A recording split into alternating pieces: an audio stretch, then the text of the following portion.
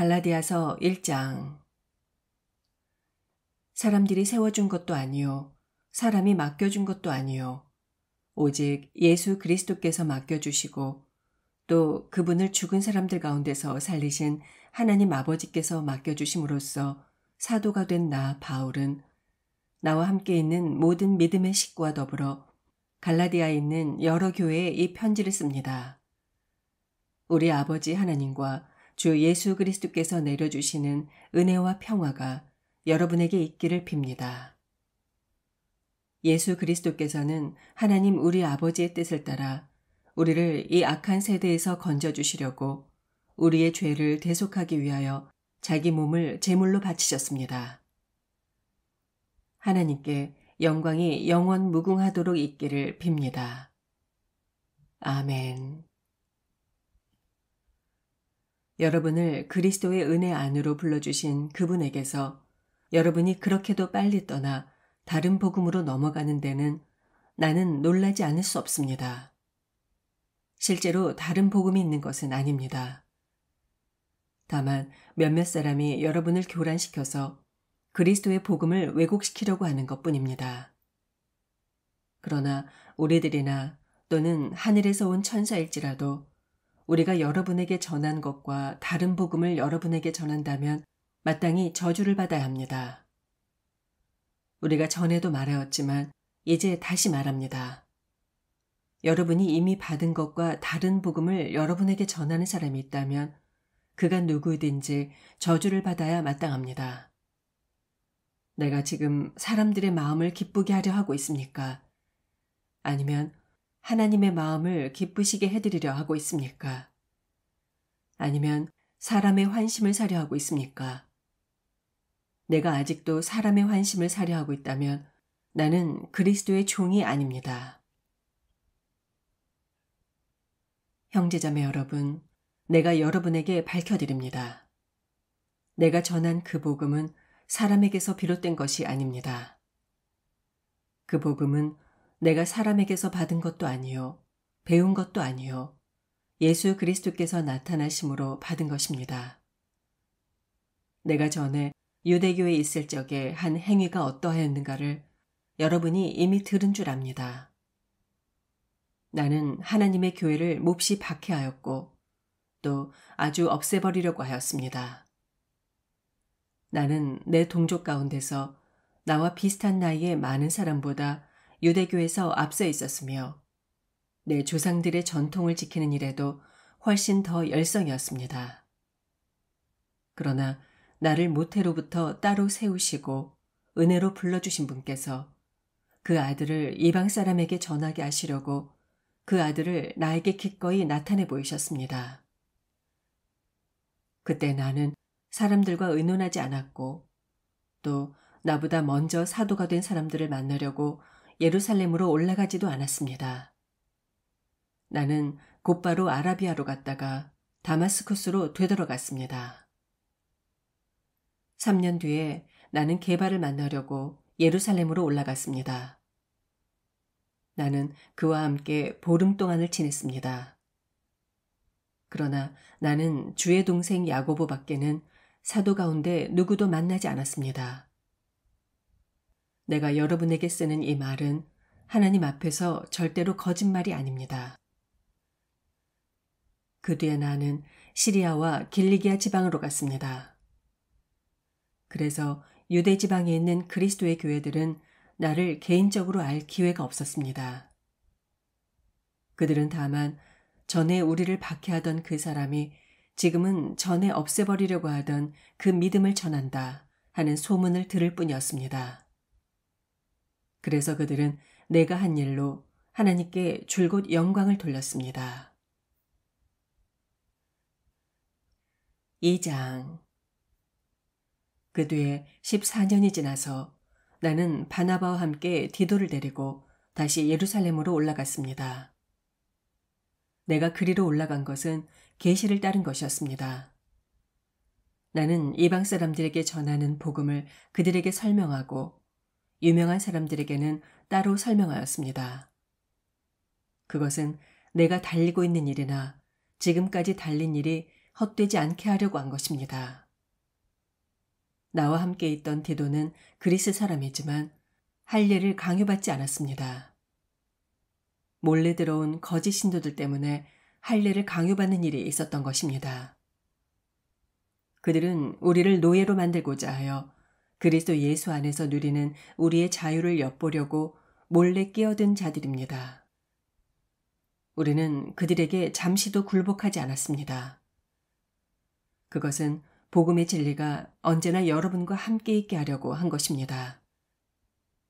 그 유명하다는 사람들로부터 나는 아무런 제한도 받지 않았습니다. 그들이 어떤 사람들이든지 나에게는 아무 상관이 없습니다. 하나님께서는 사람을 겉모양으로 판단하지 않으십니다. 그 유명한 사람들은 나에게 아무런 제한을 하지 않았습니다. 도리어 그들은 베드로가 할례받은 사람에게 복음을 전하는 일을 맡은 것과 같이 내가 할례받지 않은 사람에게 복음을 전하는 일을 맡은 것을 알게 되었습니다. 그들은 베드로에게는 할례받은 사람에게 복음을 전하게 하시려고 사도직을 주신 분이 나에게는 할례받지 않은 사람에게 복음을 전하게 하시려고 사도직을 주셨다는 사실을 깨달았습니다. 그래서 기둥으로 인정받는 야고보와 게바와 요한은 하나님께서 나에게 주신 은혜를 인정하고 나와 바나바에게 오른손을 내밀어서 친교의 악수를 하였습니다. 그렇게 하여 우리는 이방 사람에게로 가고 그들은 할례받은 사람에게로 가기로 하였습니다. 다만 그들이 우리에게 요구한 것은 가난한 사람을 기억해달라고 한 것인데 그것은 바로 내가 마음을 다하여 해오던 일입니다. 그런데 게바가 안디옥에 왔을 때 잘못한 일이 있어서 나는 얼굴을 마주보고 그를 나무랐습니다. 그것은 게바가 야고보가 보낸 사람들이 오기 전에는 이방 사람들과 함께 먹다가 그들이 오자 할례받은 사람들을 두려워하여 그 자리를 떠나 물러난 일입니다. 나머지 유대 사람들도 그와 함께 위선을 하였고 마침내는 바나바까지도 그들의 위선에 끌려갔습니다. 나는 그들이 복음의 진리를 따라 똑바로 걷지 않는 것을 보고 모든 사람 앞에서 게바에게 이렇게 말하였습니다. 당신은 유대 사람인데도 유대 사람처럼 살지 않고 이방 사람처럼 살면서 어찌하여 이방 사람더러 유대 사람이 되라고 강요합니까? 우리는 본디 유대 사람이요 죄인인 이방 사람이 아닙니다. 그러나 사람이 율법을 지키는 행위로 의롭게 되는 것이 아니라 예수 그리스도를 믿음으로 되는 것임을 알고 우리도 그리스도 예수를 믿은 것입니다. 그것은 우리가 율법을 지키는 행위로가 아니라 그리스도를 믿는 믿음으로 의롭게 하여 주심을 받고자 하는 것이었습니다. 율법을 지키는 행위로는 아무도 의롭게 될 수 없기 때문입니다. 우리가 그리스도 안에서 의롭게 하여 주심을 구하다가 우리가 죄인으로 드러난다면 그리스도는 우리로 하여금 죄를 짓게 하시는 분이라는 말입니까? 그럴 수 없습니다. 내가 헐어버린 것을 다시 세우면 나는 나 스스로를 범법자로 만드는 것입니다. 나는 율법 앞에서는 이미 율법으로 말미암아 죽었습니다. 그것은 내가 하나님 앞에서 살려고 하는 것입니다. 나는 그리스도와 함께 십자가에 못 박혔습니다. 이제 사는 것은 내가 아닙니다. 그리스도께서 내 안에서 사시는 것입니다. 내가 지금 육신 안에서 사는 것은 나를 사랑하셔서 나를 대신하여 자기 몸을 내주신 하나님의 아들을 믿는 믿음 안에서 사는 것입니다. 나는 하나님의 은혜를 헛되게 하지 않습니다. 의롭게 하여 주심이 율법으로 되는 것이라면 그리스도께서는 헛되이 죽으신 것이 됩니다. 3장 어리석은 갈라디아 사람들이여 예수 그리스도께서 십자가에 못 박히신 모습이 여러분의 눈앞에 선한데 누가 여러분을 홀렸습니까? 나는 여러분에게서 이 한 가지만을 알고 싶습니다. 여러분은 율법을 지킴으로써 성령을 받았습니까? 그렇지 않으면 복음을 듣고 믿음으로써 성령을 받았습니까? 여러분은 그렇게도 어리석습니까? 성령으로 시작하였다가 이제 와서는 육체로 끝을 맺으려고 합니까? 여러분의 그 많은 체험은 다 허사가 되었다는 말입니까?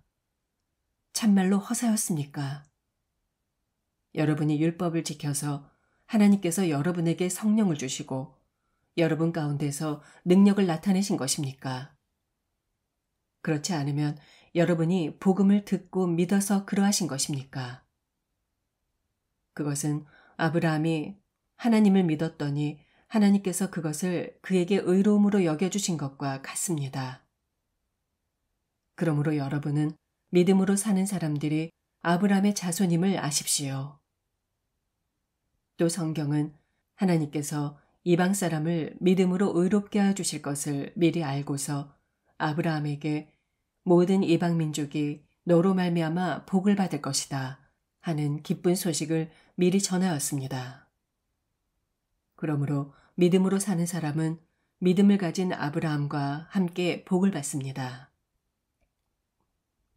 율법의 행위에 의지하는 사람은 누구나 다 저주 아래 있습니다. 기록된 바 율법책에 기록된 모든 것을 지키지 않는 사람은 다 저주 아래 있다 하였습니다. 하나님 앞에서는 아무도 율법으로 의롭게 되지 못한다는 것이 분명합니다. 의인은 믿음으로 살 것이다 하였기 때문입니다. 그러나 율법은 믿음에서 생겨난 것이 아닙니다. 오히려 율법을 지키는 사람은 율법으로 살 것이다 하였습니다. 그리스도께서 우리를 위하여 저주를 받은 사람이 되심으로써 우리를 율법의 저주에서 속량해 주셨습니다. 기록된 바 나무에 달린 사람은 모두 저주를 받은 사람이다 하였기 때문입니다. 그것은 아브라함에게 내리신 복을 그리스도 예수 안에서 이방 사람에게 미치게 하시고 우리로 하여금 믿음으로 말미암아 약속하신 성령을 받게 하시려는 것입니다. 형제자매 여러분, 일상생활에서 예를 들어서 말하겠습니다. 사람 사이에 한 번 언약을 맺으면 아무도 그것을 무효로 하거나 거기에다가 어떤 것을 덧붙일 수 없습니다. 그런데 하나님께서 아브라함과 그 자손에게 약속을 하여 주실 때 여러 사람을 가리키는 말로 자손들에게를 쓰시지 않고 오직 한 사람을 가리키는 말로 너의 자손에게 라는 말을 쓰셨습니다. 그 한 사람은 곧 그리스도이십니다.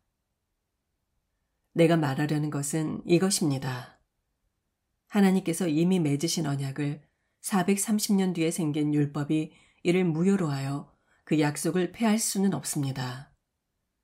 그 유업이 율법에서 나온 것이면 그것은 절대로 약속에서 나온 것이 아닙니다. 그러나 하나님께서는 약속을 통하여 아브라함에게 유업을 거저 주셨습니다. 그러면 율법은 무엇 때문에 주셨습니까? 그것은 약속하신 자손이 오실 때까지 죄를 밝히시려고 덧붙여 주신 것입니다. 그리고 그 율법은 천사들을 거치고 중개자의 손을 거쳐서 제정하신 것입니다. 그런데 그 중개자는 한쪽에만 속하여 있는 것은 아닙니다. 그러나 하나님은 한 분이십니다. 그렇다면 율법은 하나님의 약속과는 반대되는 것입니까? 그렇지 않습니다. 주어진 율법이 사람을 살릴 수 있는 것이었다면 의롭게 됨은 분명히 율법에서 생겼을 것입니다. 그러나 성경을 보면 모든 것이 죄 아래 갇혀 있다고 합니다. 그것은 약속하신 것을 예수 그리스도를 믿는 믿음에 근거하여 믿는 사람들에게 주시려고 한 것입니다.